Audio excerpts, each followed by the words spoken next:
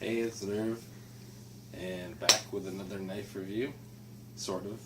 This is more of a comparison. And I have to apologize, I have not put out a video in a while, just due to circumstances, unfortunately. But I'm here again, and this video is going to be on my smallest knife and my largest knife. Now, that's kind of a trick, sort of, because I have two. One being the longest, and one being the heaviest. So, overall, they're both technically the largest. So, starting off with this little guy. This is a Humvee, and this is also one of my cheapest knives. It came in a pack of 3 for, I believe, about $10. It's not the greatest knife, obviously. I have no idea what the steel is. It's just a mystery, cheap mystery steel. It's probably something along the lines of pot metal. But, hey, you know what? It does its job. It's serrated, so even though it's not that sharp, it still can cut and stuff. And basically all I use it for is cutting boxes open, that sort of thing, so it works just fine for that. I've had that for quite a while. It's very light, obviously. It's very small. And it's just a back lock on there. And I mean, hey, I've had it for, I would say, at least 7-8 years and still going strong. So even though it's very cheap, it works. Next up, this big guy, which is the longest one that I have, for sure. It's a cold steel Kukri machete, Magnum, and comes with a cheap sheath, obviously. It's just a nylon sheath. It's nothing special, but it's a very cheap knife for, I mean, for what it is. I think I paid something around $25–30 for this. The handle is made of, I believe, Zytel or Kraton, and the blade steel is 1055. It is a carbon steel, so it will rust. That's why it's got a coating on it. However, when they made this knife, or machete, they kind of screwed up the heat treatment, because I'm pretty sure they overdid it and burnt the edge, because it's very difficult to get it sharp. I mean, I'm sure if I ground it down far enough into it, it would be fine. But I mean, you shouldn't have to do that. I guess for the price that you pay for these, that's kind of what you gotta expect. Now, this is obviously machete, so it's very, very thin. Pretty sure it's 4 millimeters thick. It's obviously got some flex to it, but I mean, for what it is, I mean, if you can get it sharp enough, it'd be a great tool. It's 18-inch long blade, probably about a 4.5-inch long handle, and obviously would make a very good chopping tool if you're doing brush or anything live. It wouldn't be, I mean, I've done it before. It's not the greatest for wood, like hardwood, deadwood, but anything live, grasses, vines, that sort of thing, it's great for that sort of stuff. Now, next, we have one of my favorites, also one of my older knives. This big guy, it's my Kukri. And this guy, he's probably about 10 years old. I don't know why I called it a guy, just whatever. But yeah, it's probably about 10 years old, and I have absolutely put this through the ringer.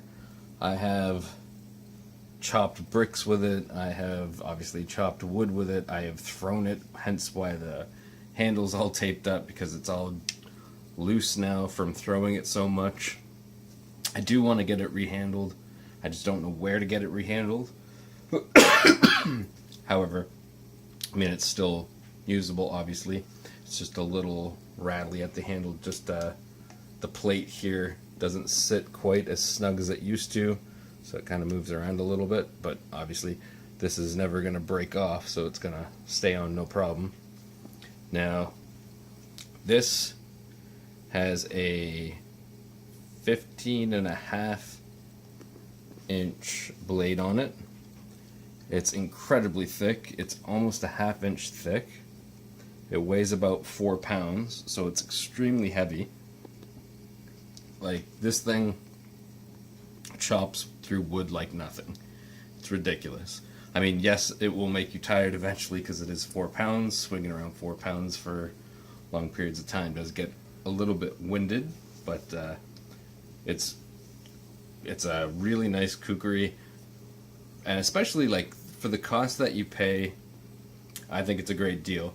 Yes, it is a Nepalese kukri. It's not an Indian kukri, so it's the real deal. Came from Nepal. I believe I paid about $100 for the thing. However, because it's from Nepal, you do get absolutely done in on the shipping. You probably pay about the same amount for shipping or more than you do for the actual kukri itself.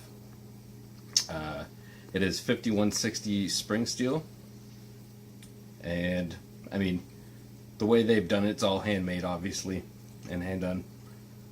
The heat treatment for being handmade and most likely done in a shack with very primitive stuff seems to be very good. It's differential treatment, so the back is softer, like the spine is softer than the edge.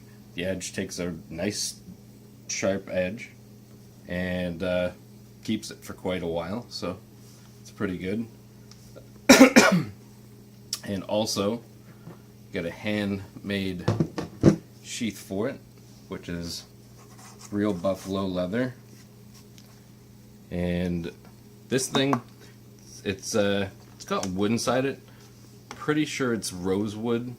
Pretty sure it's the same as the handle. You can't see the wood really underneath the handle there. That's also rosewood though.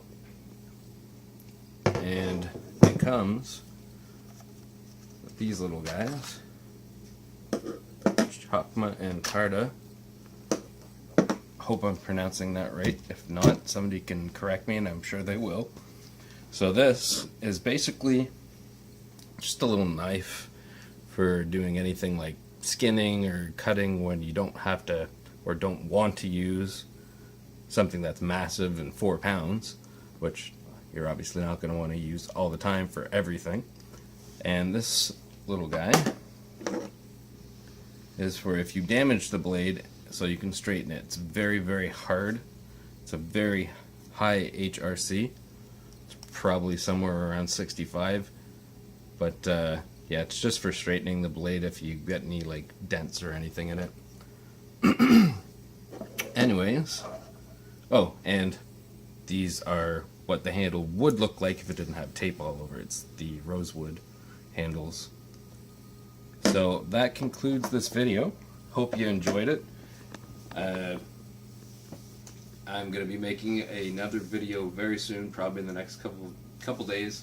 It's going to be the 1 chip challenge, which I'm sure some of you know what that is. For the people that don't, it is basically a very large Dorito-like chip, probably about yay big, and it is covered with Carolina Reaper dust, so it's going to be very, very hot, and it's going to suck a lot for me.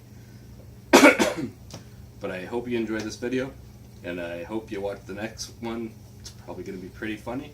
So have a good one, and I'll see you later.